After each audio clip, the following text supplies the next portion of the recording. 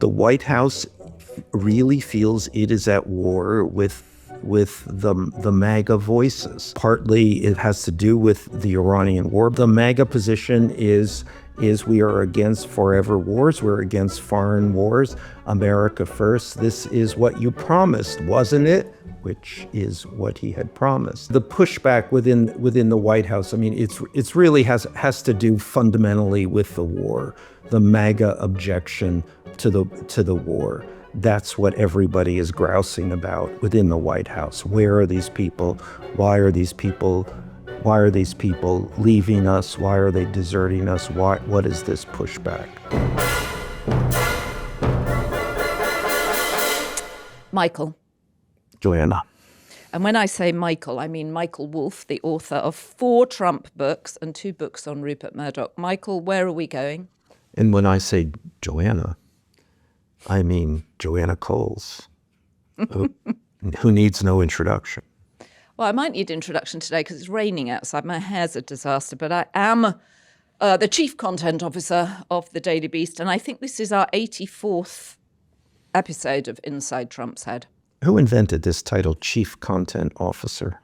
I don't know, it's like a ridiculous title. Whatever happened to editor-in-chief, publisher? Is this a digital world thing, Chief Content Officer? Anyway, you don't have to answer this. These are just rhetorical questions. Yeah, but I think it's not a rhetorical question. Where are we going and what are we doing there? Just briefly for anybody new joining the podcast.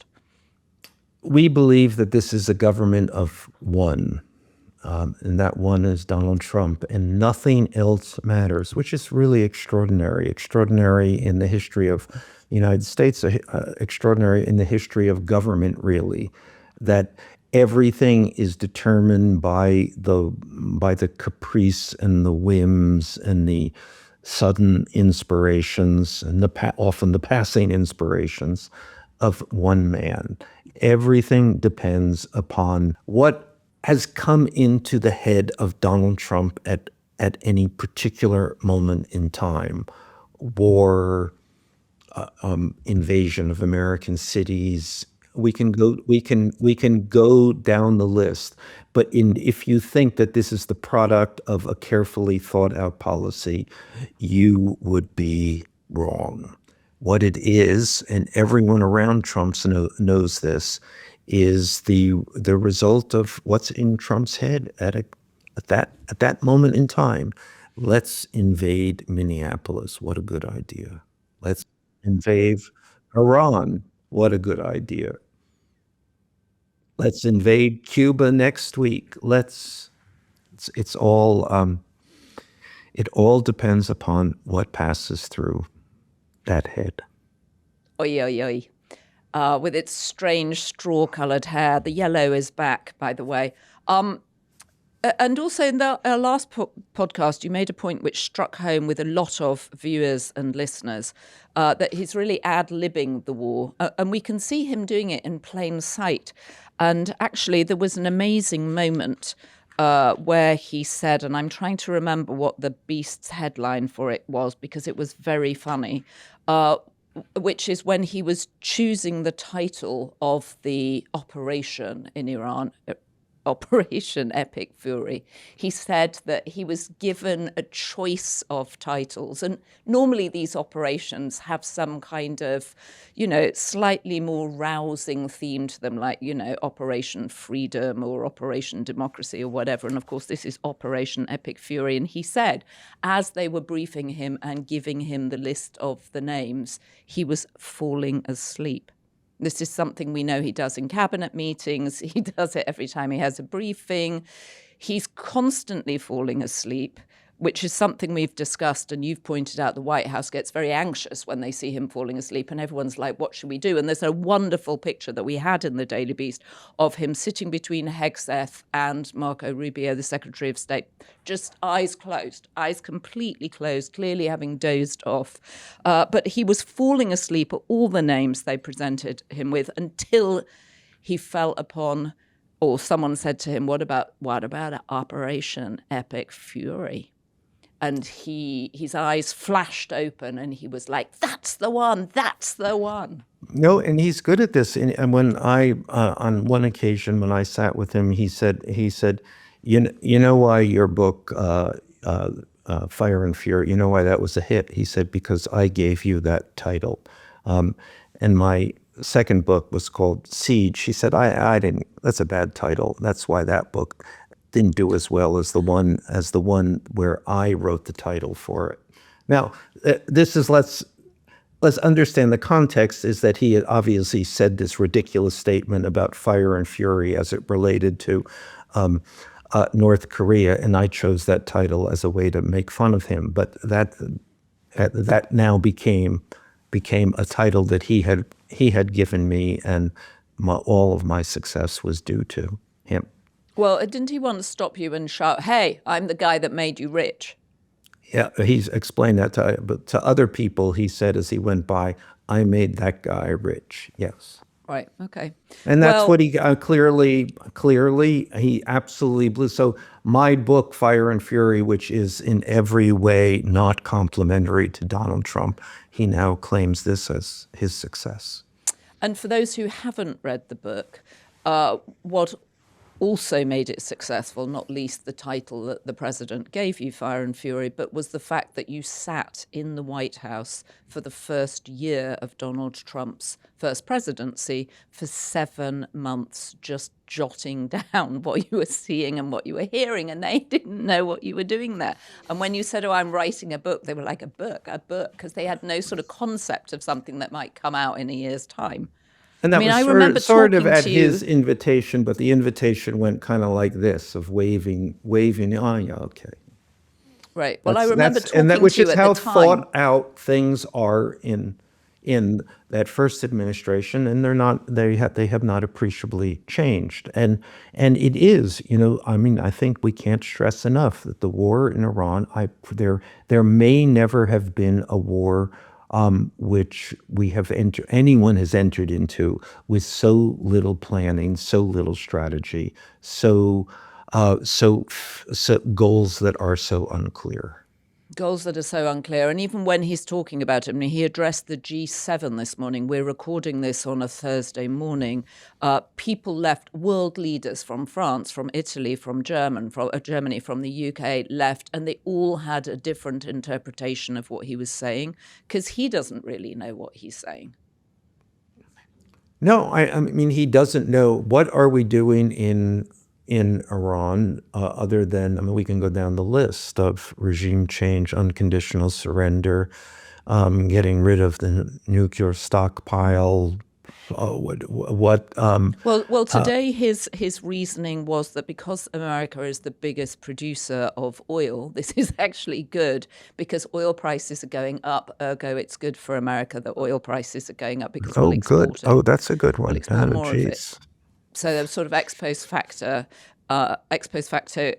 explanation. But I just wanted to call out, we get, and I never feel we give listeners and viewers enough credit for the incredibly interesting, articulate, engaged comments we get. I wanted to read one out today from someone called Dawn I think it's Newbergsteinson.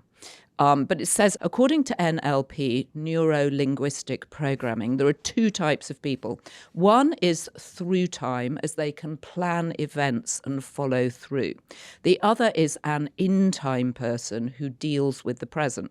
Michael said Donald Trump ad-libbed the war, and that's pretty much the same. Donald Trump doesn't plan ahead, and he thinks that whatever he comes up with on the spot is brilliant. Rationally, he's delirious. I thought that was a very good description. Well, that great Trump expert, Jeffrey Epstein, used to say that Trump had no executive function. So that means the cognitive ability to sequence things, to organize things, to have an appreciation of cause and effect, he was without. And I think that is absolutely true, and a kind of astounding historical moment to realize that the most powerful man in the world who runs the most powerful country in the world, who effectively is at the center of much that is happening in the world, has no relevant abilities to that position.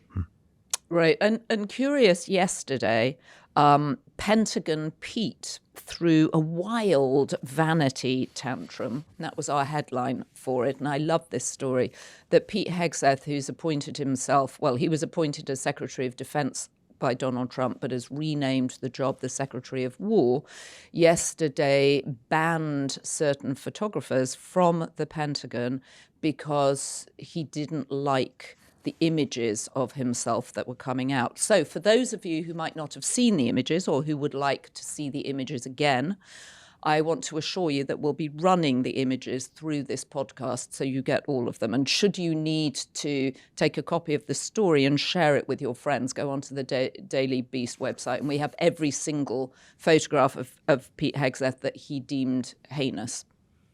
That's what he's thinking about. A little background on this. Also, I'd like to note that the word heinous has having a big spike. Everything is heinous now. Well, it does feel a bit heinous at the moment. But the background to the photos is an enormous amount of consternation within the Trump orbit because of the photos that were taken of everyone in the White House after when Susie Wiles gave a set of interviews, which then became a long and extended article in Vanity Fair. And the photographer that Vanity Fair sent in made everybody look like a grotesque, including that close-ups in that way that you could see where all of the women had their injections. None of that was covered. All of that was exposed. And in fact, that particular photographer, his specialty, whereas most photographers strive to make people look good, that photographer, his goal in métier is to make people look bad. And within the White House, they were furious about this, and furious with the communications people who hadn't realized that that's what this photographer has done. So everybody is now on guard against photographers who might make people in the Trump orbit look bad.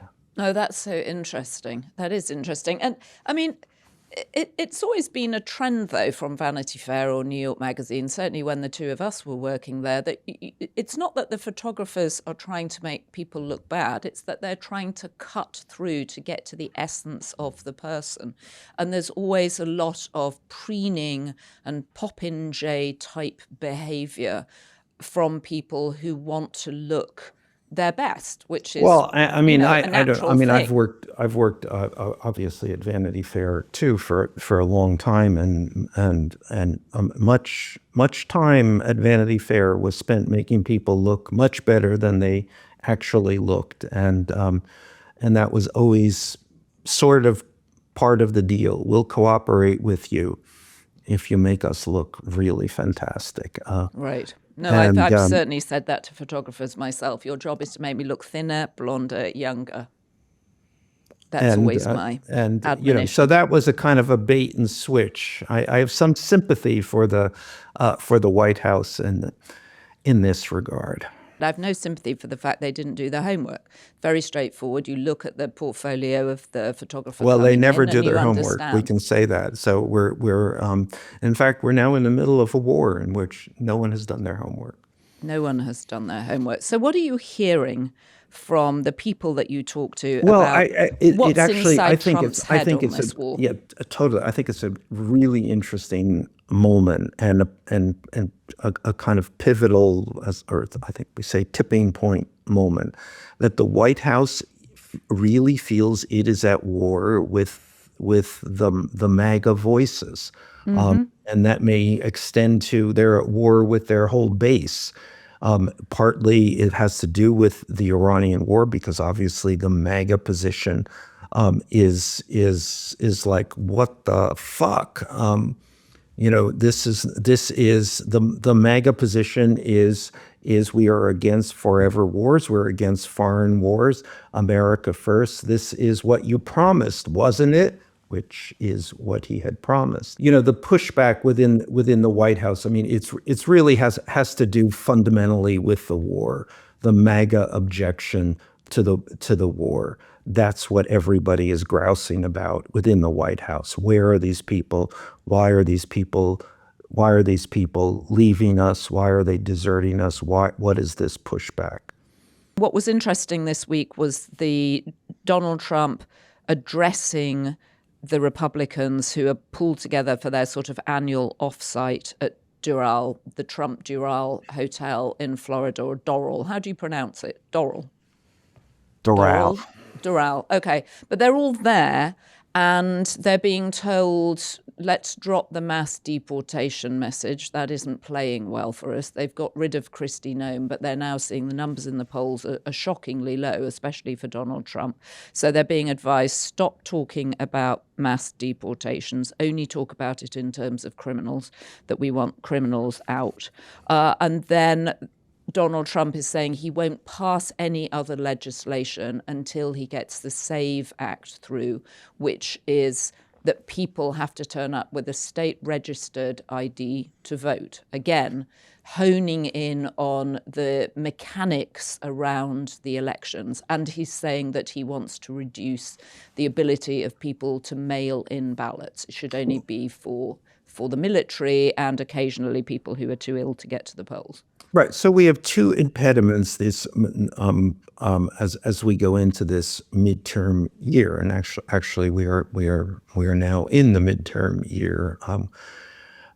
We are 3 months in, and the first is the immigration backlash, which is profound. It's not only profound across almost all demographic groups of people saying, "Hey, wait a minute." Even if we are people who support all of the laws related to immigrants and want them enforced, nobody wants to see it done in the way we have been doing it. Not to mention people getting shot. Not to mention masked men who with little training and experience enforcing the laws that actually they seem entirely unclear on the laws that they are enforcing or allowed. Well, we've all seen the social media videos of the masked men dragging people out of cars, carrying them away. It's disgraceful. We saw Alex Pretty shot on a Saturday morning. We saw Nicole Renee Good shot, 3 times, 4 times in the face, in the head, when she was doing nothing wrong. Okay, so this is impacting, as I say, all demographic groups, but most critically, it is, of course, impacting Hispanic groups. Right. So, can I read the quote from Mike Johnson, who was down there? He said, and I can't do his voice annoyingly, we've got a little hiccup with some of the Hispanic and Latino voters for certain, because some of the immigration enforcement was viewed to be overzealous. That's what he said on stage. And then he said, everybody can describe it differently, but here's the good news. We're in a course correction mode right now, he said. We're going to have a new Secretary of Homeland Security. So they're driving the bus over Kristi Noem and reversing back over her. Now, this is going to be there's an interesting sidelight here too, because it's the Stephen Miller sidelight. Mm-hmm. So the person who remains most adamant about immigration enforcement almost at any level, any and all, is Stephen Miller, who is certainly among the most prominent and most powerful voices within the White House. So we have the beginnings of a major fight within the West Wing itself. Well, and it was Stephen Miller's idea to have quotas and to say you need to deport X number of people, which is why, of course, they've been rounding people up, many of whom have been American citizens. No, and And this is from the Stephen Miller point. This is a point of moral righteousness. There can be no compromise because it is a moral issue, and the moral issue is, of course, a completely racist issue. But from in his mind, as in the mind of, dare I say, 1930s Germany, there is no compromise to be made here. Okay, so one of the people that perhaps both represents MAGA and also is oddly independent is the representative from Kentucky, Thomas Massie, who we will remember joined with Ro Khanna to demand the release of the Epstein files, then persuaded 3 of the Republican women to come over, Nancy Mace, Lauren Boebert, and Marjorie Taylor Greene, who was then a representative, to force the release of the Epstein files. He has fallen foul, obviously, with Trump over that, and Trump is doing his best to primary him or support the guy who's primarying him. Yes, so this is a focal point of Trump's anger and revenge. He has set out to defeat Massie and probably will. I don't know. Massie's pretty popular there. So I think this is going to be an interesting measure between Trump support and MAGA support, which we'll see soon. I think the primary is in May. And very well. I mean, I would say Massie is in, perhaps he'll prevail, but he's in the fight of his life. If you're a Republican and Donald Trump becomes your enemy, that's, I can't imagine that's a promising moment for your career. But Thomas Massie is older, and you're always making the point that people hate Donald Trump. So while they're afraid of him, and Thomas Massie is clearly up for the fight, I'm sure he's back channeling with Kentucky Senator Mitch McConnell. They must spend a lot of time talking together. Well, there's another person Trump does not like, to say the least. Mitch McConnell hates Trump. Right? Yeah, There's no love lost between the two of them. Here's a group of people who really don't hate Trump, who really love Trump, and it's Republican primary voters. Who are the people who love Trump most? Republican primary voters.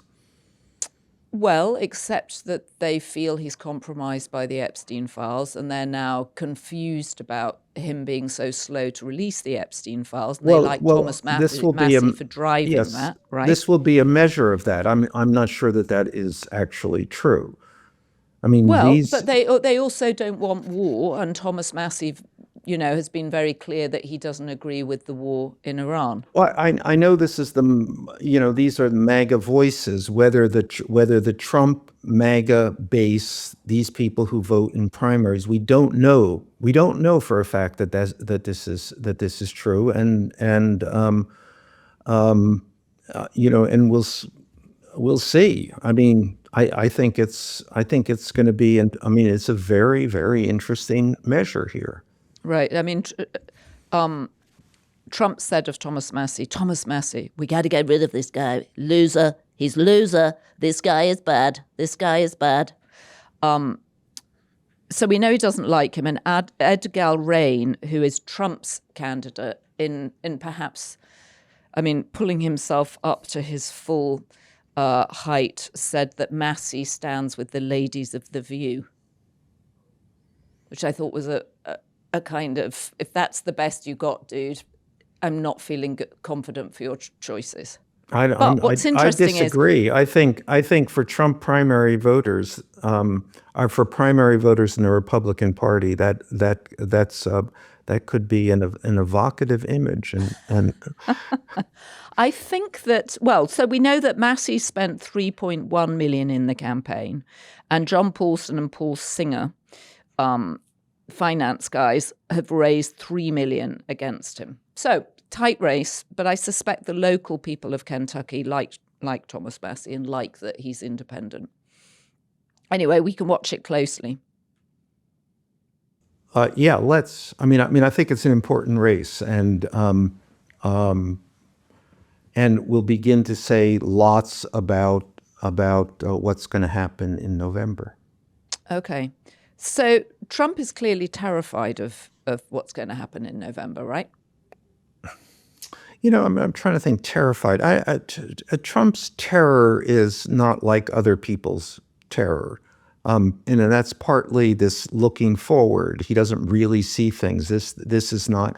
He's not really looking forward and saying, "Oh my God, this could happen." Again, he lives in the moment. So, but I think that it is obviously of concern. He knows that something has to happen or he's going to lose. But I think at that same time, he certainly feels that many things could happen, including his ability to interfere in this election, which is why he is so insistent on passing this Save America Act, which would mean that everyone has to show a state-approved ID, which is not so easy, and it certainly means that that many voters will be turned away, and that those are likely non-Trump voters who will be turned away. Well, John Thune, who's the Senate Majority Leader, is basically saying they won't get the votes, this is not going to get passed. And he's absorbing a lot of flack for saying that there's no point in holding a vote because he's not going to get the vote. Yeah, well, let's turn that around and say, I mean, because they're not going to do this. They're not going to pass the Save America Act. But Trump doesn't appear to understand that. And again, that's a product of living in the moment, and it's a product of I'll get it because I want it. So at what point does he understand that that's not going to happen? Now, layer that on top of the fact that he does so often get what he wants. And so it's a reality distortion.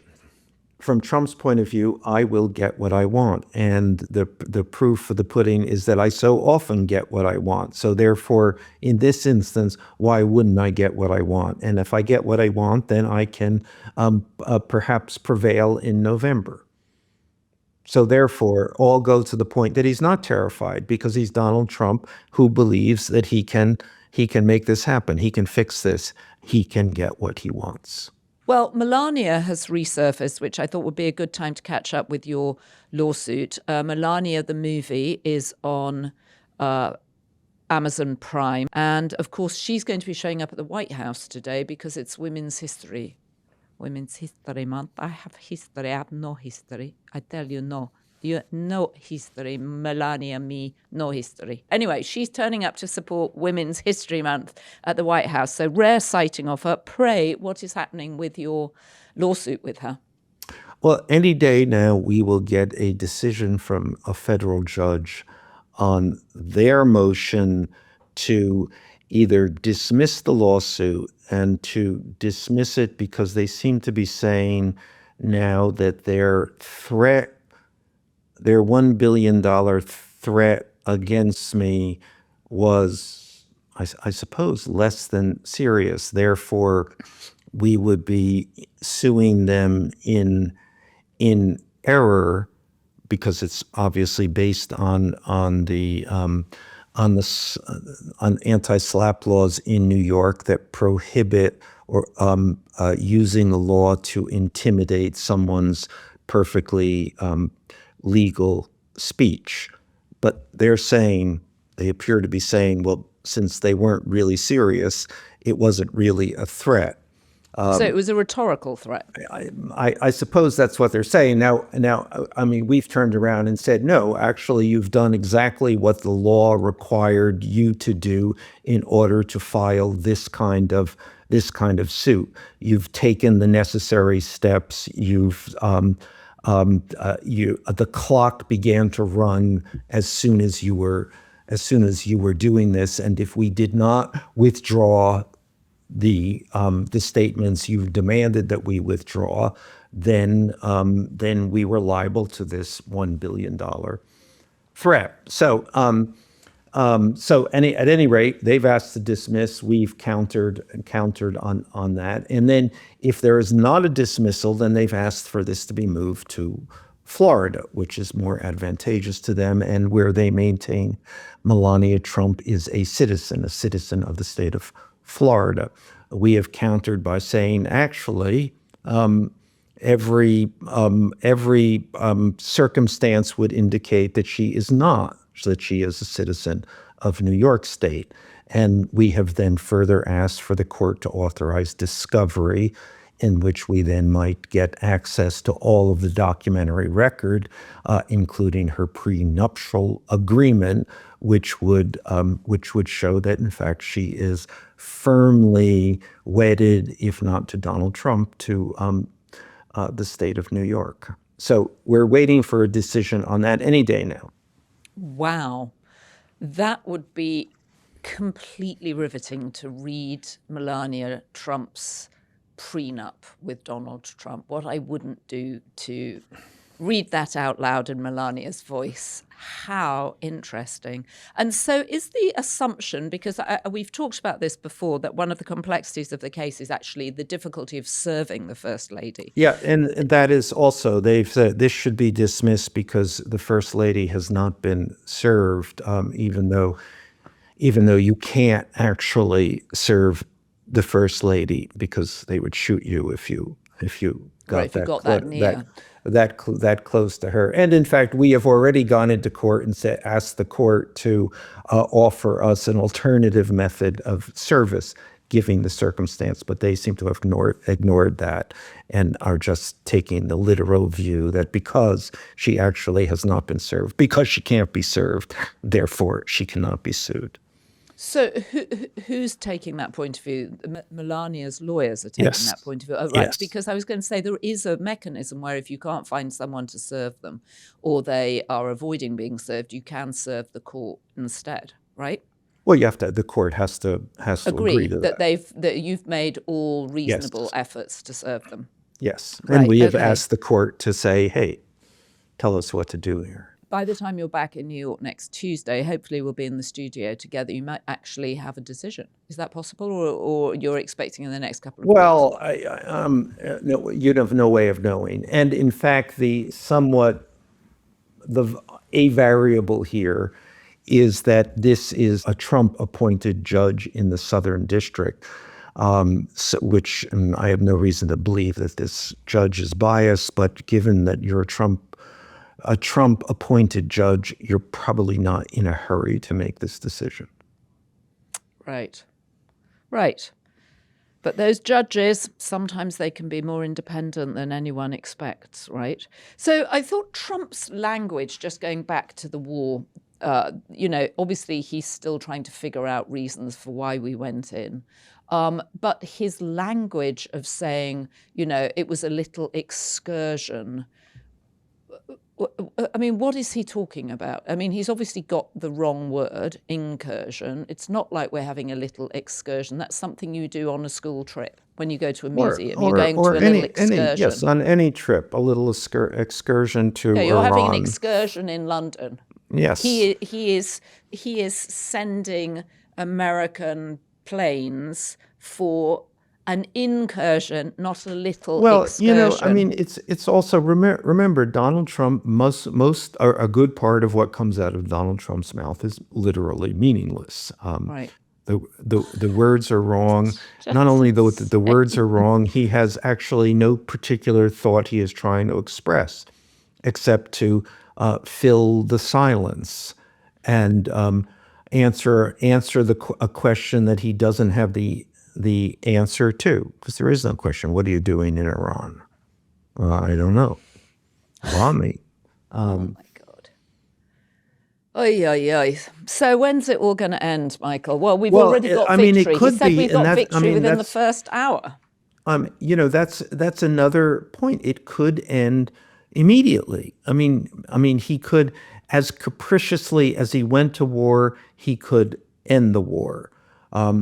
And I think that there's a lot of people now trying to say, what happens if because that is probably the case. So then what happens if that's the case? And the likelihood is that that will happen. He will announce victory.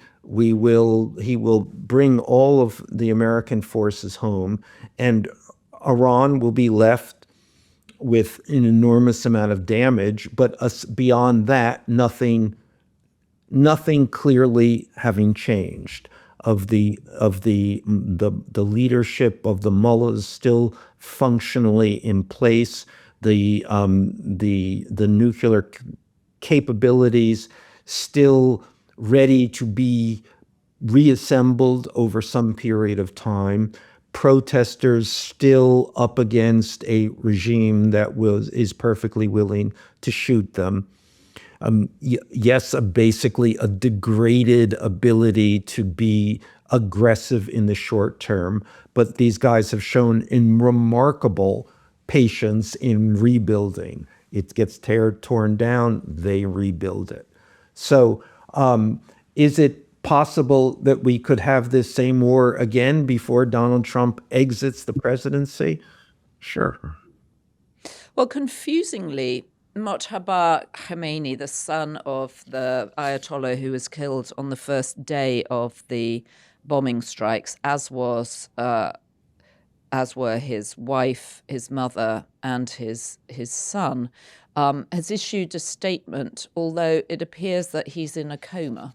So I'm not sure how that works, but he's issued a statement saying that, they will do everything they can to fight back, and he's called on Iranians to unify in the face of the threat from the West. Now we know this. Just let me, because I have not seen this. This report comes from where do we know? Well, I read this? that in the New York Post, actually, which just that's flashed up. That's our source. Well, New York Post That's is concerning. perfectly good. It's concerning. I mean, it may well be true, but it is not necessarily true because of the New York Post says it is. Just saying. Just let me know. So, Michael, can we just raise this wag the dog theme again? Because Zateo has just come out with a poll saying that 52% of Americans believe that the reason Trump went into Iran and that he's been so unable to explain it is because of the Epstein files, and he's trying to ignore the fallout and distract from the fallout of the 3 million Epstein files we've had released so far. Well, I mean, I think that is a fair supposition. The polling question I'd ask is that of all Americans or likely voters? I mean, that's a sort of pivotal distinction as we look to the midterms. But other than that, in general, yeah, I mean, I think that is a fair view of Donald Trump's behavior and of what's going on in a war which no one has any idea why we're fighting. So if you have no idea why we're fighting and what the goal is, but you know that the guy who has ordered this war to be fought desperately wants you not to notice that he's all over the Epstein files, then seems like a fair conclusion. So it's a great question. And in fact, I'm just checking now, it was likely voters. Then all of these things, I mean, and I think we should continue to follow this and follow the details of all of the polling, because this is what is going to bring us to the midterms. Well, and it popped up as a news alert, followed quickly by another news alert saying that James Clyburn, who you will remember is from South Carolina and who really made Joe Biden in 2020, he was going to make an announcement. So he's 85, James Clyburn. I assumed the announcement that he was stepping down. In fact, the announcement was to say he's running again for another term in the House of Representatives. So he will be 87, 88 by the time he finishes his next term. I am not the first congressman to have come close to peaking over 90. Just remarkable. The Democrats in particular will not let go, though I think the oldest person is Senator Chuck Grassley, who's 90. Who's a Republican, of course. Who's a Republican, yep. But but it's just astonishing. It's astonishing how they will not hand over power. Yeah, I guess it's, I guess once you've got it. All right. So a final concluding limerick, and this is from Edits.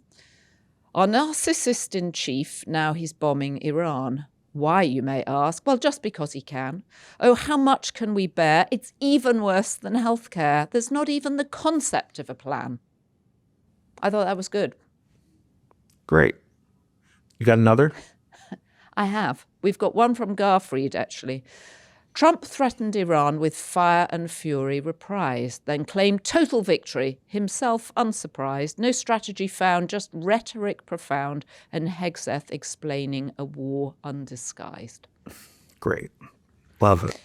Okay, Thank keep you. them coming, people. Michael will be back in the studio, I hope, next Tuesday. It's much harder talking to you when you're in London. I don't know why. Is there any fallout yet from the Peter Mandelson and Epstein relationship, which saw Mandelson fired as ambassador? Yeah, no, well, I think this isn't good for Keir Starmer.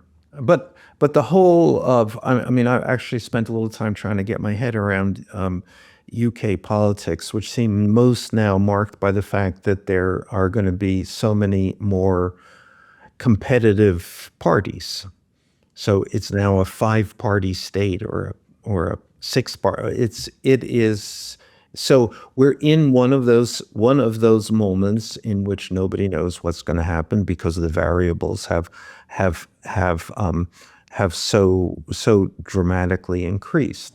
And I mean, I think that's probably somewhat true in the U.S. also, that the component parts between far left, far right, middle, far right, middle, far left, are now competing in a way, in a much more, in a much clearer way than has been true in the past. So is the MAGA far right now competing with the MAGA middle? I think that's probably true. But in the end, they've only got 2 options, Democrat or Republican, in the States, whereas the Green Party and Reform Party have grown massively in the UK. The thing I found most infuriating looking through the Epstein files through the lens of Mandelson being fired, which they released in the UK yesterday, released on Wednesday, was that Dame Karen Pierce, who was the very popular and capable ambassador in Washington, warned Keir Starmer and said the Epstein files is a big political hot potato in the US. It's going to become more of a story.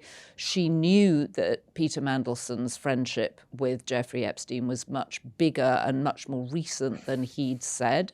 And Keir Starmer, for whatever reason, whatever pressure he was under, chose to ignore it. And there's another question I'm hearing coming out of the UK, which is that Peter Mandelson has hired the law firm Mishcon de Reya, which is one of the biggest, most prestigious law firms in the UK, frequently gives advice to the royal family. And people are wondering, how is he going to pay Mishcon de Reya's bill?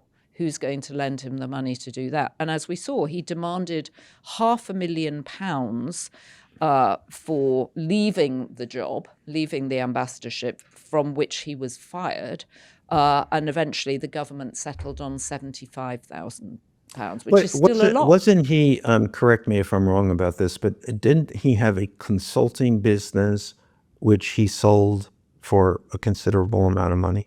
I'm not sure, but Peter Mandelson has a history of leaning on people to support him financially. Let me put it that way. I think that describes pretty much all politicians. Fair. Totally fair. Michael, hurry back. Hurry back. Though I will say the hotel room behind you looks luxurious. Not bad. It's a fancy piece of furniture to your right, over your right shoulder, sort of very mid-century. I think they would like to think of it as Art Deco. Art Deco, okay. Well, from here it looks mid-century, but maybe when you're in the room, as they say. All right, well, hopefully you'll be back in the studio. Safe trip back. At least you're not flying back through Dubai. I'm not. All right, we've got a special edition of Inside Trump's Head on Saturday, which I'm very excited about because it really focuses on Susie Wiles.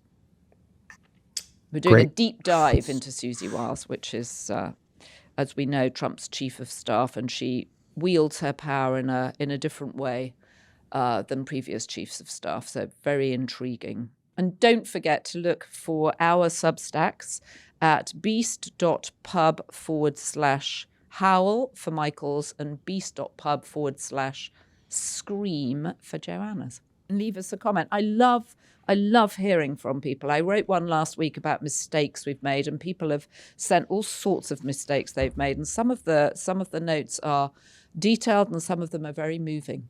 If you have been, thank you for watching. Don't forget to leave us a comment. And don't forget, as our First Lady would say, be beast. Be beast. Please be beast. So the good news is we have so many Be Beast tier members now. There are too many names to read out, and we really appreciate your support. Thanks to our production team, Devon Rogerino, Ryan Murray, Rachel Passer, Heather Passaro, Neil Rosenhouse.